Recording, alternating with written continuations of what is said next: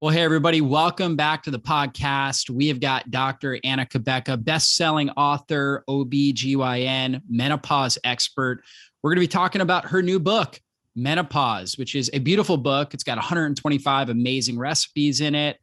And, by popular demand, many of you guys are constantly asking questions about perimenopause, menopause, that transition and strategies that you can take to improve your health. And so Dr. Anna is world expert in that. So got to bring her back on to help us understand what's happening here and things that people can do with their nutrition, with their lifestyle to improve that menopausal transition. So thanks so much for being back on, Dr. Anna. Oh my gosh. Thanks for having me on, David. It's good to be here with you. Absolutely. Well, let's talk about, to start, just your inspiration behind writing this new book. Well, it's been a journey, right? Like in this space, especially with hormonal health and working with menopausal women in person. And then now over the last few years, virtually. And since my first book came out, introducing the keto green way, and that's the hormone fix. And I always say it takes more than hormones to fix our hormones. So that for me is foundational. And bringing in the keto green lifestyle, intermittent fasting, and introducing that. And then went to longer intermittent fasting windows with my second book, Keto Green 16, and, the keto green omnivore plan and a keto green plant-based plan. And then, people get stuck like, okay, well, where am I having trouble here? And so for that person, it's like, well, with your Hashimoto's or your MS, well, let's really work on reducing all the, super extra inflammatory foods. Like let's take out nightshades and peppers. And so, and for some people, it's like, well, gosh, you've been, carnivore for a while, carnivore-ish. Let's add some plant space to improve the microbial diversity. Let's just take a pause in what you're doing. I know you love it, but let's work to get you better results and feeling better, right? Because sometimes I see people will actually start to gain or start to slide back, right? And then, so that's where like all these little, so these in menopause, which I always laugh when I say the name. So menopause, it's there's magic in the pauses, and menopause is certainly perimenopause, whatever, before, during, and after. It is a time of life to reflect and see what's serving me now and what's not serving me. And let's just pause some of the things that we may love, but aren't serving us right now. And so menopause, that's how menopause was born. And I've had a fun time writing it and doing the 5 different, very brief 6-day plans. And so it's been fun. For sure. And let's talk about what's actually happening during perimenopause to start, right? Like what's happening with female hormones and what obviously happens and culminates in menopause. Yeah. And I love working with the perimenopausal group, especially younger, even, 30s, mid to late 30s, 40s. When these changes, you're starting to notice, you know what, I'm kind of crankier this week of the month, or I'm starting to see a pattern here, right? Could be happening. And what we see is, especially now with stress, a decline in progesterone. We know too, for men and women in our mid to late 20s, we start to see a decline in DHEA, which is both our precursor hormone to making estrogen and testosterone, or reproductive hormones. But now, as in sacrifice of all our reproductive potentially, our body will use progesterone to make cortisol, or stress hormone. So especially what I've seen women experiencing over the last 2 years is an increase in stress, chronic everyday stress. And that creates even a bigger decline in progesterone. So we're starting to see these perimenopausal symptoms even sooner. And it's so important because progesterone got such a bad rap, but it's it is like one of the most important hormones in our body. It is a pro-life hormone, progestation. It helps our body support, a growing fetus. And without it, we miscarry. It helps our brain for neurocognition, right? For our memory, for clarity, for enlightenment. It helps our bones. It helps our breast tissue. And it is a balancer to estrogens and other hormones in our body as well. So I found that with this decline, it requires us to shift the way we're doing things. So we have more of our own natural adrenal hormones and more of our own natural progesterone as much as possible for as long as possible. Yeah. So a lot of people will talk about things like estrogen dominance taking place, particularly, during perimenopause and menopause. And so, but all the hormones start to drop, but you're seeing based on stress and that idea of pregnenolone steal, where that precursor to the production of progesterone, there's a greater drop in progesterone than there is in estrogen. So the overall ratio becomes skewed, and that can result in a lot of these types of menopausal symptoms. Is that what you're seeing? Yes, absolutely. Absolutely. And quite frequently. So Yeah. Yeah. And you talk in the book, you go through what I found interesting was you were going through all these different cultures and kind of how they view menopause, right? And different things that they may do and stuff like that. So that would be interesting to touch on as well. I love this aspect. Initially after I wrote Keto Green 16, I was like, I'm going to do a documentary on menopause around the world. I'm going to travel and go. And sure enough, Keto Green 16 hit May 2020. So right at the beginning of the pandemic and shutdown. So I wasn't able to. I have traveled around the world, and travel has always been a meditation to me. It's been one of my best educations. My mom would tell me when I was young, she said, save your money for travel. It's one of your best educations. And I certainly have taken that to heart. And in my travels and living with other cultures and people and, around the world, more as a local versus a tourist, I witnessed women at different stages. Oh my gosh, in Lago Titicaca in Peru. I love that name. But anyway, Lago Titicaca in Peru. It's a very high altitude lake, and you would see women like, beautifully wrinkled and, aged. And I have no idea how, but probably maybe at least 80, at least it looked like, but of course, but they're on, carrying these like cases of water up these stairs that I had trouble getting up, right? And strong as can be, and working really, like working hard, strong as can be, smiling, saying hello. It was just so beautiful to me. And I was like, never stop climbing stairs, right? Like never stop doing things that are going to push your body, because look at the power. And in different cultures, like one of the things that I recognized in studying menopause around the world, that the Japanese don't really have a word for menopause. They use the term konenki, which means second spring. And I think so that's just such a better term. Like, let's breeze through menopause into our second spring.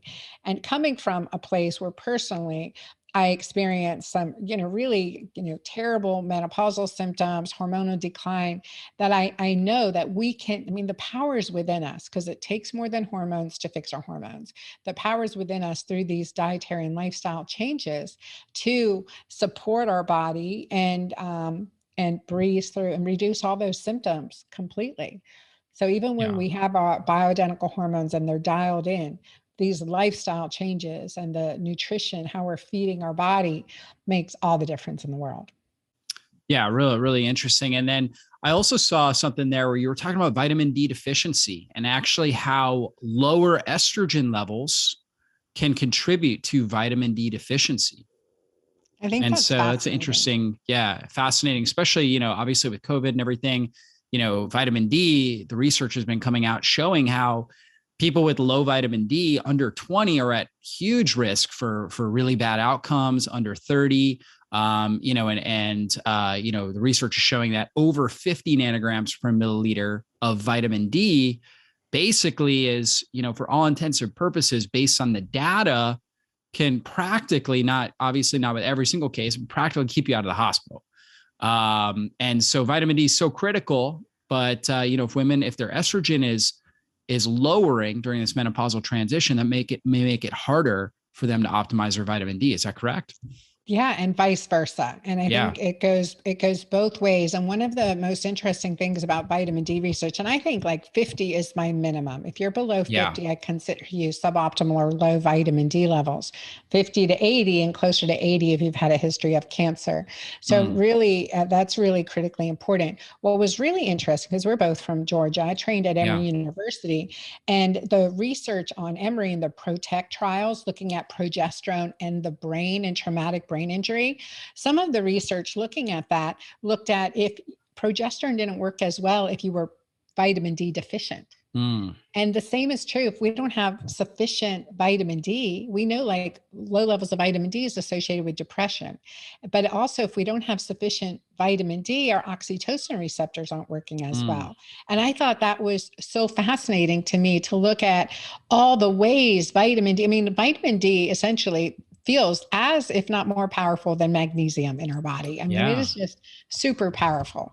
Yeah, so critical. And it works with magnesium because you can't actually convert your inactive form of vitamin D to active form without magnesium. So they really work hand in hand, but they're so critical for so many functions in the body. And I know you've written a lot and we've talked in the past about oxytocin, right? You're a huge oxytocin fan, as am I, right? And how important is that for our body? Oh my gosh, that is the life-giving hormone. Oxytocin is the life-giving hormone. And it really starts like we are just infused with it from the time of our birth. So for normal labor and delivery, our body is secreting so much oxytocin to help with uterine contractions. And many women get Pitocin, which is bioidentical oxytocin in labor to help with those contractions. But the result of how we've been designed is that this oxytocin, you feel this love and connection. You are imprinted to this baby. The baby feels it too, this love, connection, imprinting.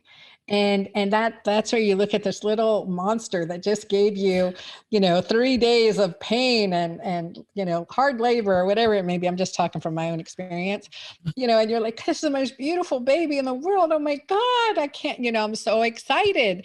And it's so true. It keeps us together.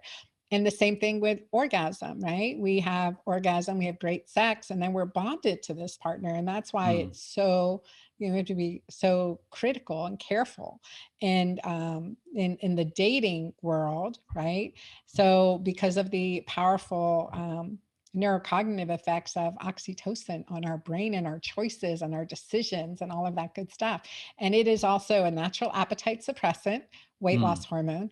It is has the most alkalinizing effect on our body. And I found this to be so fascinating because cortisol is the most acidifying hormone. Cortisol creates acidic urinary pH, increases hydrogen, all this increases the hydrogen ion secretion across the renal tubules. So we can see if we're stressed, even if we're eating perfectly, we will see an acidic urine pH, and oxytocin is the opposite.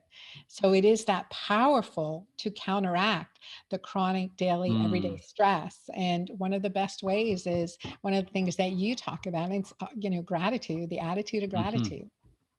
Yeah, for sure. Gratitude, touching, hugging, right? Things like that, all super important. And you'll see people just melt, right? And we'll all physiologically feel that change when, when we have kind of healthy, touching, right? And things like that, as well as gratitude. You just start to notice that stress start to crumble.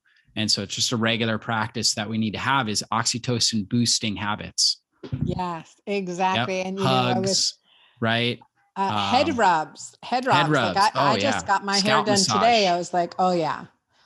I love an extra good head rub. Scalp massage. If I'm getting massage, it's like my favorite. Yeah. Oh yeah. It increases oxytocin. It's amazing. Yeah. I love it. Absolutely.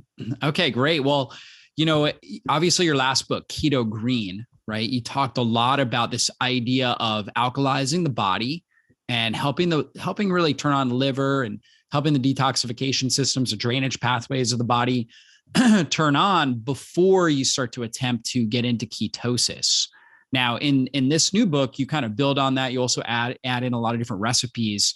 What have you learned going through that process with Keto Green? Because that book came out 2 years ago that you implemented into this book.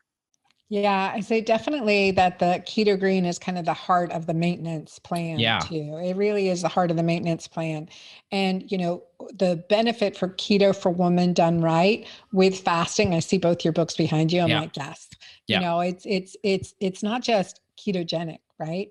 it's getting into ketosis in a healthy way that's supporting our body, and always really make the difference. Because couples that have been doing my plan, Keto Green 16 together, see the difference between the guy doing it and the woman doing it.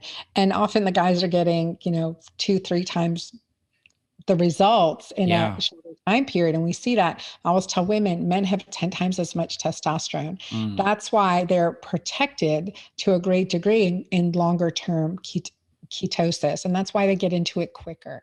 So we are, by design, we have more estrogen, less testosterone, and we really need to balance and support our adrenals to protect our bones, et cetera. And so one of the things that my community just has really fallen in love with, honestly, is just test don't gas, is checking urine pH and ketone. Because oftentimes they think, well, I thought I was doing everything right, but I'm not getting results. And then with a little bit of the fine tuning, then they'll see even better results.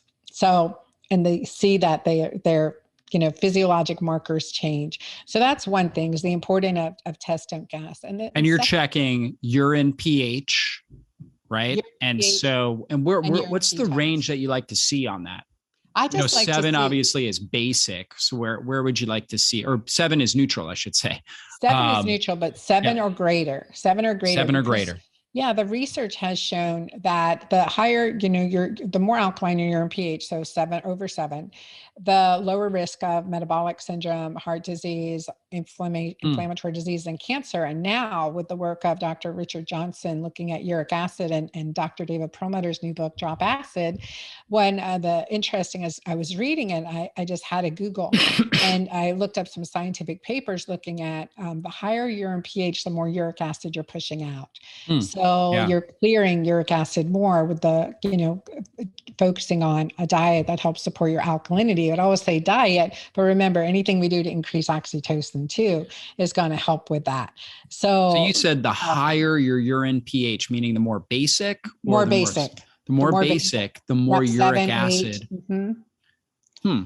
Yep. Is that because the uric acid is coming out in like a basic form, like a urate, or what? Sorry. Let me restate that. Yeah. The higher your urine pH is, the more you're clearing uric acid.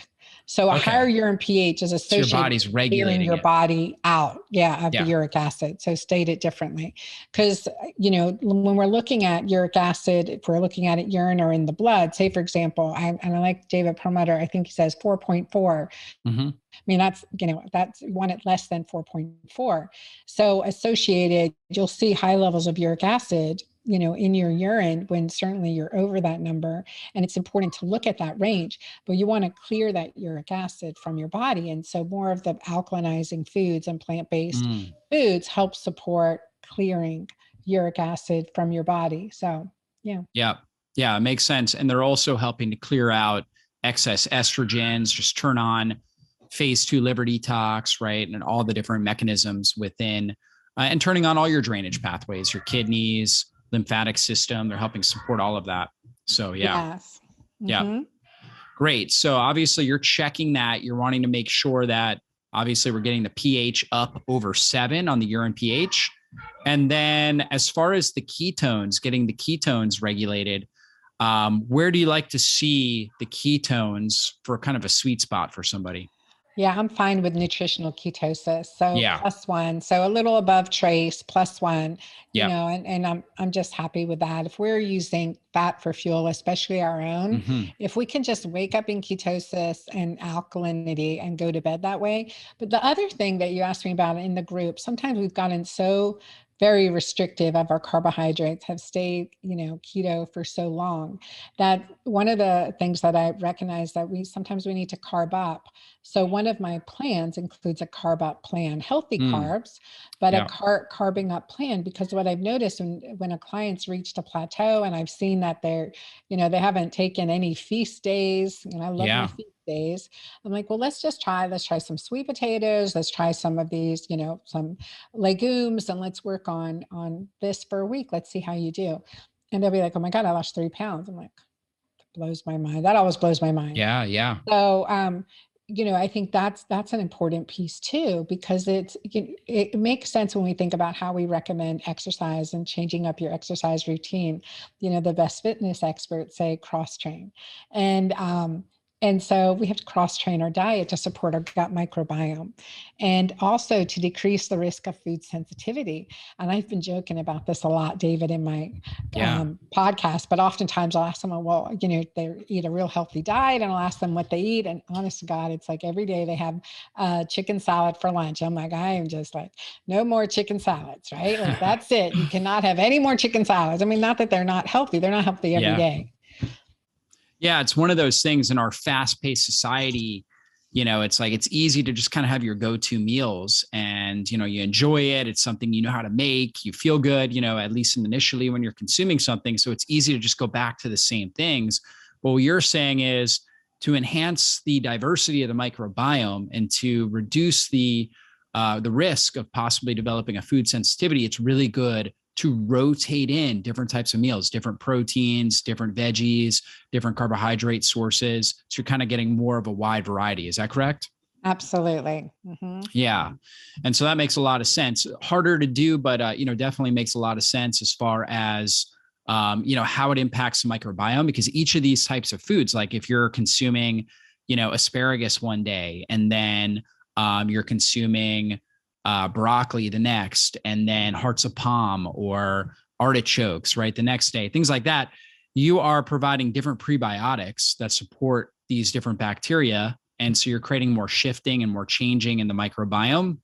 Yep. And we know that microbiome researchers love diversity. When they're looking at the microbiome, diversity is a sign of really good metabolic health and lower levels of inflammation. And so that's a really great help. Now, when you were looking at the research, did you come across, one of the things I'm really fascinated by is how intermittent fasting actually really helps enhance diversity of the microbiome, which most people would think, well, you're not eating anything, so you're not going to get diversity, but actually it causes more diversity in the microbiome. Did you come across that? I did. And I think where it comes into play is this resilience factor, right? Like we want to be resilient. Our gut microbiome has to be resilient. We have to, it's like that whole concept of cellular health, like cleaning out the cellular trash with getting into autophagy. You're going to have stronger, healthier microorganisms that are supporting you. And two, with intermittent fasting and with working in this lifestyle, it's improving your immune system, increasing insulin sensitivity, because it's a big problem women face as we get older. We have a higher risk for diabetes and pre-diabetes. And we're just like, doctors are just waiting till your number crosses that threshold to say, okay, well, now we've got to get you on diet, exercise, some medication here. But, we can start now. And I think this is where I always like to do a shout out, because normal hemoglobin A1C, I think people should know their hemoglobin A1C, like they know their dress size, they know their weight, they know their hat size, whatever it may be. It is that critical, and it needs to be below 5.4. And 6 is considered pre-diabetes. If it gets above 5.7, we start to watch, but 7 for the diagnosis of diabetes, that is way too late. If it's above 5.4, we got to work to shift that, and we can improve it. I see in a short amount of times, 2 months, seeing improvements in the hemoglobin A1C, significant improvement. So, I mean, that's what's so beautiful. Yeah, that is so important. Now, when we look at hemoglobin A1C, it is a measurement of the level of glycation, or basically, this is kind of where a sugar molecule binds to a protein and creates a sticky protein and creates oxidative stress. It's kind of like a measurement of aging of a cell almost. In this case, red blood cells or hemoglobin within the red blood cells. And so you're looking at how these red blood cells are aging, right? And like you said, under 5.4% is what you want. I'm ideally shooting for about 5%, right? 5% or less, right? The lower percentage of this, the better you're aging, right? It's kind of a measurement marker of how well these cells are aging. So yeah, so critical and so important. Now, we've talked about intermittent fasting. We've talked about ketosis, alkalizing. We talked about carb cycling. And so these are terms that my listeners have heard before, but their question is going to be, well, how do I apply it? Like how often do I fast? What should be my eating window? When do I carb cycle? How many carbs? Right. So I know you can't, give, specific advice, but how do you kind of go about that as far as giving people generalized recommendations, how to get started with this? Yeah, and so it's a beautiful journey, and each individual is living their own experiment, right? Yep. And so it's understanding, really getting clear what works for you now. And so often we know what worked for me, what I was able to get away with in my 20s, 30s, even, a year ago, I'm not able to get away with now. I need to shift things. But it's so important that I nourish my body, but I also nourish my soul. And I don't feel like I'm restricted for extended amounts of time, or I'm so, you know, uh, critically policing my food that now it's this antagonistic relationship with food. And it's important to look, I mean, food is medicine. And I'm a gourmand. I'm a total foodie. I love food. I love wine. I mean, I love, my mom was a baker. I mean, I'm first generation American. So I've had, a table full of all kinds of ethnic foods since, my beginning. So I love food as a variety. I also recognize some people don't like to cook, don't like to get in the kitchen. It's not fun for them. So that's one of the reasons why I was like, okay, well, there's key principles that we know. We need to intermittent fast at least 13 hours between dinner and breakfast. Give me 12 and a half if you can't make it there. But let me tell you, it's a muscle and you can do it. You can do it. I prefer 16 on a regular basis, but 13 to 16, let's meet you where you are. And that's really powerful because of the research. We know that research has shown that you have like in women with breast cancer, a decreased risk of recurrent breast cancer if you intermittent fast greater than 13 hours between dinner and breakfast. That is key. The more insulin sensitivity we get, that's another key factor. So stopping snacking, and I promise everyone listening, you can absolutely do that because willpower is physiologic. Cravings are physiologic. And in the plans, and with like a keto green plan, we're providing healthy fats, high quality protein. You guys, the older we get, the more important protein is for our bodies. I mean, it's even more important, but not too much because then that converts to sugar and we don't want that. So there's a balance here. And then of course, fiber to, relieve constipation, to have regularity and to support that gut microbiome. So those are like key principles in the plans, although there's a carnivore plan in here, carnivore-ish plan. There's a plant-based plan, there's a cleansing plan, and there's a carbing up plan. And then there's the autoimmune plan. So there's each one is different in 6 days. And the reason 6 days, and David, you know this, is the gut mucosal lining regenerates in 72 hours. So I figure with eating, we do 2 72-hour cycles. So hence 6 days. And we do our best. And I want to encourage people to do your best and do your best in the kitchen, do your best with following the guidelines when you're eating out. I mean, I'm a single mom, chasing horses around sometimes and running after kids and all this other good stuff too, running a business. So I get how it has to be simple. And so we put shopping list and we have some bonuses with batch cooking guides to make it easier. And I'm fine with using leftovers, for one day, just not 3-4 days in a row, although I have done that. So, so that's really important. And then of course, I mean, we can do anything for 6 days. And then the 7th day, explore. The 7th day, maybe that's your 1 day of fasting extended, or your OMAD, or it's your feasting day with friends and family, and see how you feel that day, the next day after, and keeping track, checking in with yourself. And I put the plans in, and certainly you can start with one that most resonates with you, but I did put them in a logical order in my mind, and we'll be doing that in group and community too. But I figure for 6 days, we can do anything. And six is a good number.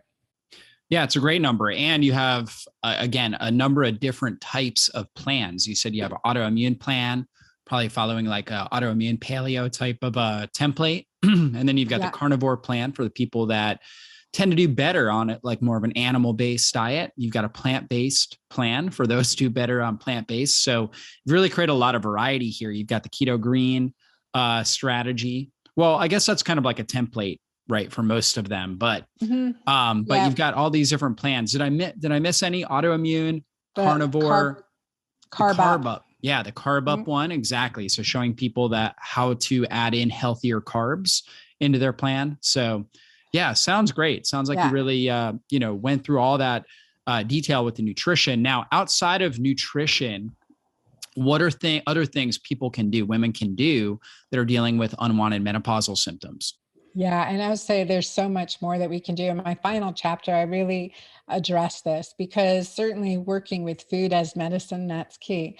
But everything Yeah. we can do to increase oxytocin in our life, it's essential. Mm. I don't get out of the bed without, reflecting on where I saw love yesterday, where I felt love, where I was loving, what I'm grateful for, all the blessings in my life, even for a bed and a pillow to sleep on. And that shifts my physiology for the whole day. The mornings I jump out because like maybe I turned off my alarm or something or whatever.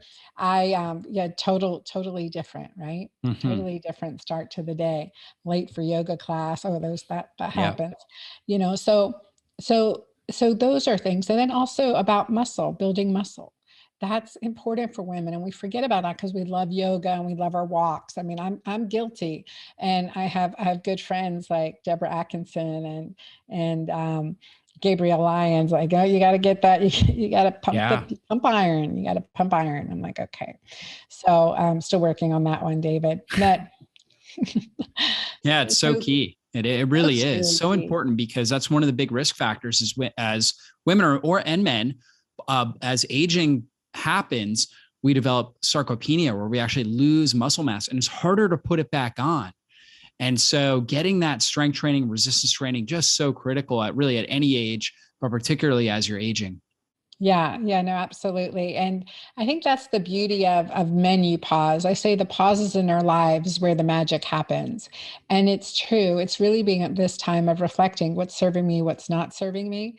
And a lot of times it's we're our own worst enemy. And there's this nasty bitch on your shoulder saying, well, you're too old, you can't do it, as your hormones are a mess, or no, there's you're undiagnosable or whatever, untreatable. I mean, all these things, and just knock that nasty bitch right off your shoulder. I mean, that is just, there's no time for that. You would never be your own best coach. That's really, I think, very powerful. And tracking, keeping track of what we're doing. So, checking as much as we may hate the scale, what gets measured gets managed. So waistline measurement, weight measurement, how are you feeling and what are you doing with this energy? Those are powerful practices that are part of it. And then bioidentical hormones postmenopausally are, a key part of healthy aging, and using them in a way that's sane and safe. I'm a huge advocate for that, and I've seen it change lives. But that's that small extra 10%. Mhm. 90% is all the nutrition and lifestyle. And I only say 10%, David, because I was like, say, I'm still an egotistical doctor and I want to claim at least 10% of what I can do is really going to help you. It's more like 1% on a prescription pad. But, those are those little tweaks at the end. So, Yep. And bioidentical hormones, how do they differ from, kind of traditional synthetic hormones? yeah, and this is really important to understand because there's so much confusion. I think even among the most intellectual, intelligent physicians, and that we may see. So the bioidentical, this term has come to represent when we're looking at a hormone, say for example, an estrogen hormone, estradiol, is this identical to what your body is producing? And estradiol is bioidentical. There are many forms of estradiol that we can use. Another big one that that's a really big cause of conflict is progesterone. Progesterone versus progestins, and those terms have been messed up in the medical literature and research, et cetera. Progestins do not look like the molecule of progesterone that our body is producing naturally. They Mm. look like something else. And and the reason is that it's a patentable form, right? Unless the delivery mechanism is different. Prometrium is a bioidentical progesterone.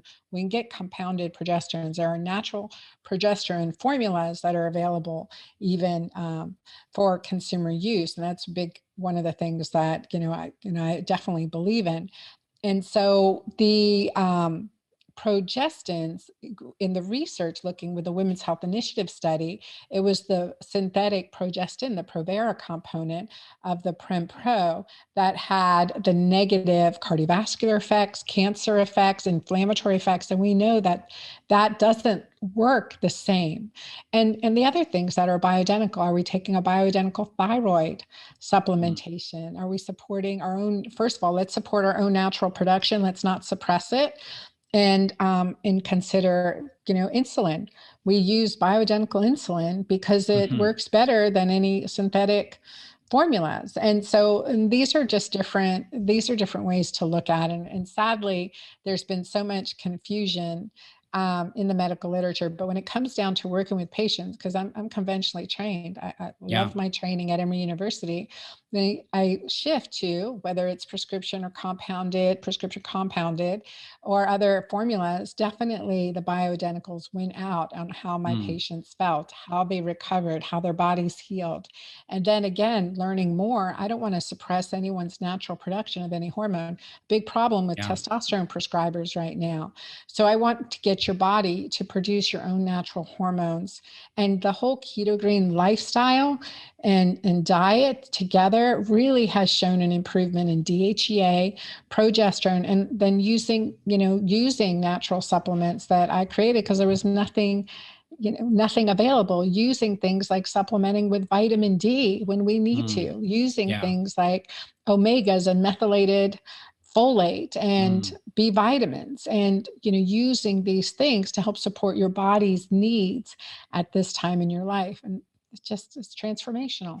Yeah, so important. And I know you're also a big fan of adaptogens, right? Adaptogens are herbs, basically, herbs and compounds that really help our body adapt to stress, right? Regulating like the room temperature, for example, right? You have a thermostat. So if, it's hot in the room and you set the thermostat for 70 degrees, the cold's coming on.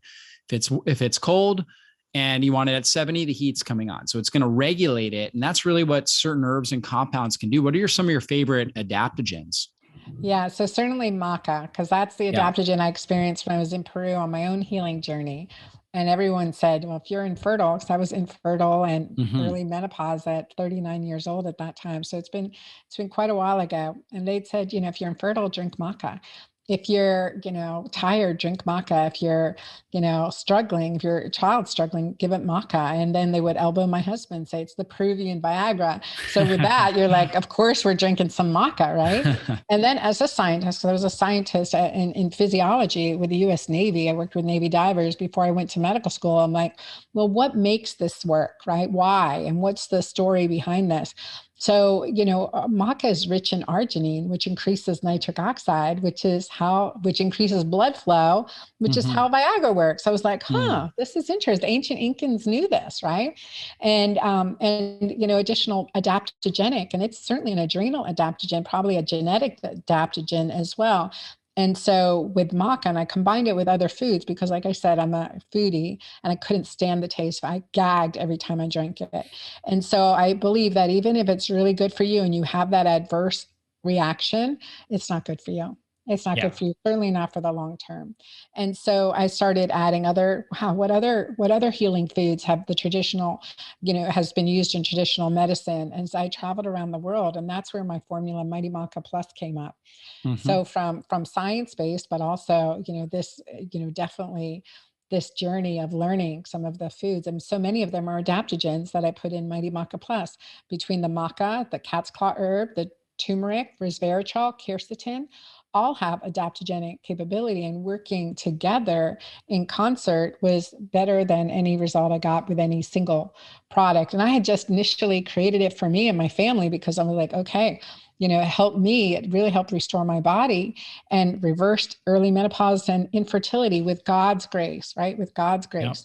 Yep. And so I started using it for my patients. I was like, I had to get a minimum order to get this manufactured for me. And so I started giving it to patients, and they're like, oh my God, I got no hot flashes. My blood sugar's better. My blood pressure's better. I'm feeling no more joint pain, arthritic pain. I mean, all these things started to come up. I'm like, wow, that's awesome. And it was word of mouth till I got sophisticated a few years ago to go online and start really promoting it. So it's And then been a you journey. also created the Jolva cream. So you created the Mighty Maca Yeah. powder and then also the Jolva cream. And so what was kind of the inspiration behind that? The inspiration behind that is because in gynecology, most people only get offered vaginal estrogen, and sometimes they don't even Yeah. get that, especially if they've had a history of breast cancer. And I be my one of my first patients in private practice in 1999. I was in rural Georgia, and St. Simon's Island, but my clinic. I was in Brunswick and then opened a clinic in McIntosh County, the shrimping village of Georgia. I was the first female doctor, let alone doctor, specialist, OBGYN there. I was only the second doctor in the entire community. But anyway, a patient came to me and she said, Dr. Anna, I've had ductal carcinoma in situ. She was 63-year-old. She goes, I'm dry, and my vagina is so dry, it's painful to have sex. I'm a woman of the 60s. I love my husband. I'd rather die than live this way. Help me. And I was like, oh, like, okay, let me go to my doctor's bag, right? Here I am, like, seriously, just out of residency. This, amazing woman. She's a VP or president of a biotech company. Anyway, she'd come to see me. So here, I'm like, my doctor's bag was empty. And that took me to understand the safety of testosterone and DHEA in women with breast cancer. And so I've been a student of that since 1999. And that's when I closed my practice, and I compounded, and I've taught this to physicians around the world, and creating compounds to use with natural ingredients, because many of the topical compounds, like maybe it's a vaginal cream with estrogen in it, has toxins like sodium lauryl sulfate, parabens. I mean, those are toxic endocrine disruptors. You're going to have more harm done. It's going to affect the tissue of the vagina, which is so absorbent, right? It's vascular, and we absorb nutrients through the vagina. So I don't like anything in the vagina that's not natural. But so I closed my practice when in 2013 to 2015, something like that. It, slowly closed officially in 2015. And my patients were like, Dr. Anna, no one will write us your formulas. And I said, well, I'm going to come up with something better than anything I could write on a prescription pad. And so that was my commitment. And it was a crazy time in my life. That's for another story and probably another book, but single mom raising, teenagers, a wee one in elementary school, and just struggling. Like, really, it was a time of struggle, but I knew that I wanted to get this for my patients. If I did nothing else, I can't leave my practice in Southeast Georgia. I was committed to be here. National Health Service scholar. I had an obligation to this community. So I pretty much poured everything into that for 3 years. And that's how Jolva was born. No preservatives, no artificial chemicals, DHEA, plant stem cells from the alpine rose, which in research shows that it reduces fine lines and wrinkles, improves collagen, and is antiviral, and other ingredients to help with absorption and lubrication, but to restore your body's natural ability to make moisture. So it works different than a moisturizer or a lubricant. It really works with your body, and that combination between the plant stem cells from the alpine rose and the DHEA is game changing for women. And so that's how Jolva came about. And I'll tell you, because I love you, David, and I've got another formula. I'm always using Jolva, and you're not uncomfortable with this conversation at all. I can totally tell. So Jolva for the lower lips, and it's really important, like clitoris to anus. And I have men using it too. And but I would tell my clients, you can use it on your upper lips too, if you get those lip lines. When I noticed my Christian Dior red was bleeding through my lip lines, I started using it. But my clients were like, oh, I can't use that. That's for my vulva. I can't use it on my lip. So I created a beautiful lip formula now. Oh, there you go. And so, and it's more of an ointment based. It's really good. And it's really hot off the presses. We haven't even put it on the website yet. So it just came. I spent the last couple of years working on this formula too. It's beautiful and perfectly safe for the lips. I will say it has to be edible. Jolva is essentially edible. This is essentially edible. And so completely safe for the lips too, to reduce those upper lips, lower lips. It's important we take care of both. Awesome. Well, I just want to commend you on your innovation and just your brilliant mind, Dr. Anna. You're doing great work, really helping out so many people around the world and really helping our whole industry with great products that you're making. Guys, check out her book, Menopause. Menu you pause. Find that? Menopause. That's right. Menopause, right? It's got a U in there instead of an O. Menopause. So check that out. Lots of great recipes. You'll see a bunch of pictures on the front. Just really well laid out, beautiful book, guys. Check that out, Menopause. Thanks again, Dr. Anna, and we will see you guys soon. Be blessed, everybody.